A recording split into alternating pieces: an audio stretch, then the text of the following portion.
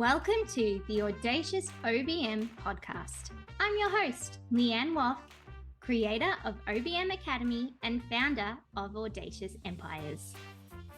Each week, my crew and I will explore all things building and scaling an exceptional OBM business.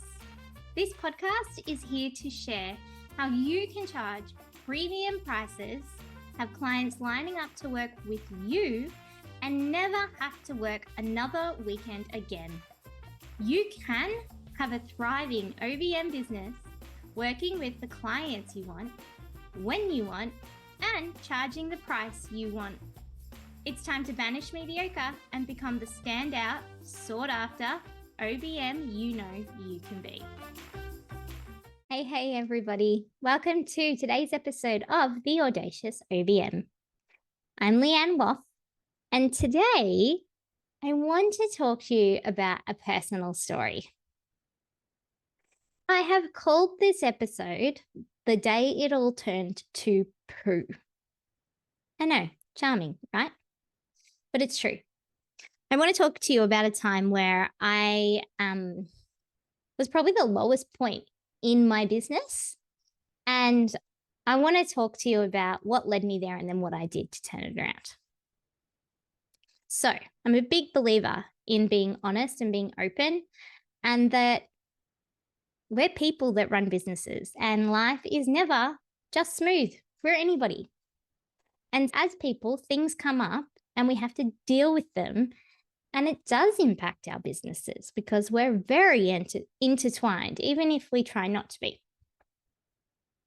Now, for me to fully explain to you what happened, there's a couple of things you need to know about me. The biggest one is that I'm a people pleaser. I always have been. I remember when I was a teenager and I would go to youth group and I made all different connections there. And one of my favorite leaders there, we went through a phase where she said to me, Leanne, you need to use the N word. And like, what? What is she talking about? Leanne, you need to learn to say no.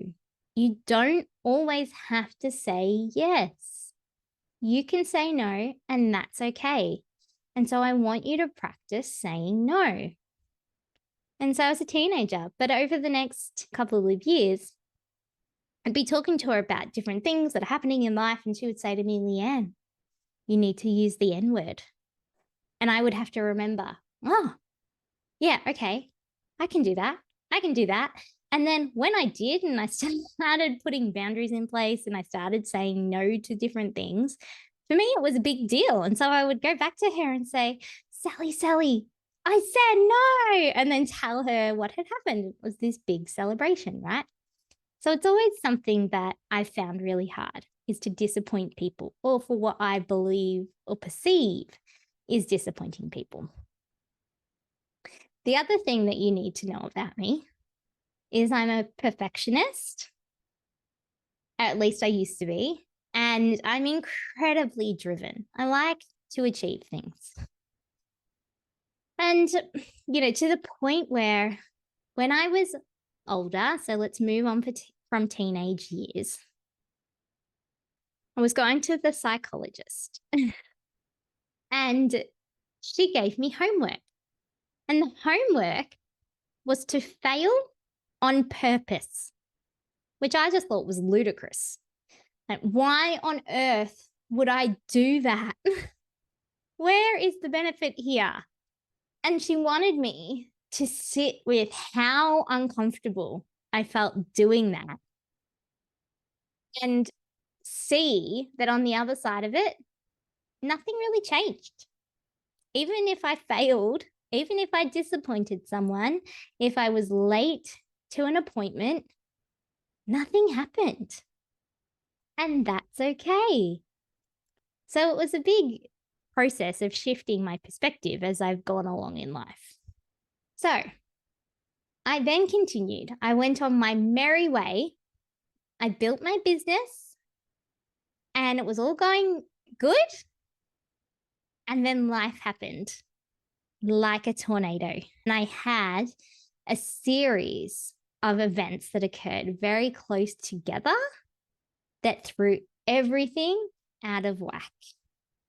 So my 6-week-old nephew died. My uncle died. These are people that were so entwined in my life that it had a massive impact. My 6-week-old nephew dying triggered my niece coming to live with me. She was 1.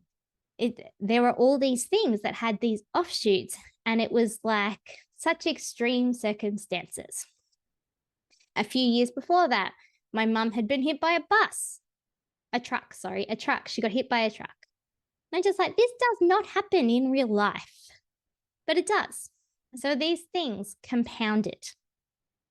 And the reality of them was unbearable and intense. And that became my new baseline. My baseline for existing was to expect that life was going to be that intense, which is a very skewed view. And at the time, I had no idea. I had no idea that that's what I had done, or that's how I was trying to cope with everything. So I just continued to work, continued to do what I thought needed to be done, and tried to process my emotions outside of all of that. And to be honest, it was a very bad choice. But I didn't know at the time. And then I remember having a conversation with one of my clients who is incredible. She is amazing. And she said to me, I need you to realize this. I'm taking things off you. You are so far beyond burnout that you can't even see it anymore. And it was like I had been smacked in the face. I was devastated, absolutely gutted. Not because someone has said these mean things about me. That's not what I'm meaning. But it was the reality. She was right. And the entire premise of my business and of what I do is to be supportive, to relieve pressure, to help people expand and grow. And I'd just been told I was doing the opposite, and that my standard wasn't my normal standard. I was missing things. My perception was different. What is going on here? And I couldn't keep going that way. That was the truth of it. And so I stopped. I lost majority of my clients. And by lost, I mean, I said, okay, we have to slow down. Or when we were coming up to renewal time, I didn't renew people. Like I just scaled way down because I did not want to be the reason my clients didn't get the support that they needed. And then I took a pay cut because I'd done that. Fair enough. I cried a lot about everything. There was a lot of things that I went through, and it was a big deal. And then I created a plan so that this would never happen again. I did not want this to tank my reputation, to tank my clients' businesses. I did not want this to be an ongoing reality. And so I looked at everything. I did a massive overhaul of the way I ran my business. I changed the way I do pricing. I changed the type of people that I now choose to work with. I put personal boundaries in place. So now, even if I'm very driven to just work a little bit later, to just do a little bit more, I have to choose not to. because then I end up being really tired. And even though I'm happy to do it at the time, it compounds and then you end up exhausted and then you can't think as clearly as you would have. So I had to learn some more things about myself and then put boundaries in place to help prevent that snowballing. I got realistic about the time I had available. What does it actually look like? How much work time do I really have? And how much money do I need to make in that time? Because if my business couldn't support that, it wasn't doing what it needed. And I needed to be able to have a business that would pay me what I needed, operating at a high level and a great service. Then I changed the way that I work with my team and the things that I hand over and the discussions that I have. I changed the way I communicate with my clients and what I communicate with my clients. And the last thing that I did was got a coach that I very, very much trust. So every time I work with this coach, my business grows. That's just the reality of it. And it's because of who they are and how I feel when they're in my corner. And I feel like I can do what I need to do. And I feel like I'm being held accountable, but not in a scary way. But it is, let's set some things that are actually achievable that we can do. Or let's try this and see what happens. And hey, people pleaser, it's okay if it doesn't work because it's all play. And this point in my life where it all turned to poo, I really do believe it will be the lowest point that my business has experienced. Like there was a tornado. It was a living nightmare. And there were a lot of things I needed to change to right the ship. And I'm so glad that I did them. I'm so glad that I didn't just give up. I'm so thankful that I have clients that are open and honest with me and that I was a brave enough person to actually hear what they were saying at that point, even though it was the last thing I wanted to hear. And I'm sharing this with you because I want you to know that if you're finding it hard in life, or if you're building an OBM business and you're finding that hard, it's okay.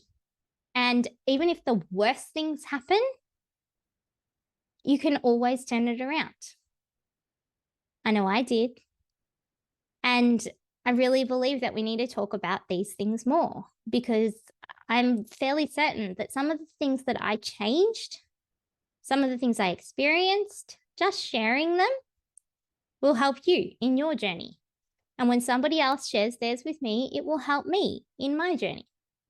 So I wanted to have and take the opportunity to allow you to get to know me a little bit better. A real, true, honest version of me. And that's all for today's episode. I hope that it gives you excitement and confidence or makes you feel nice on the inside, because I know that some of those things aren't very fun to talk about. But I really do hope it's equipped you with a new way to think about things. Have a great day, everybody. I shall see you next week.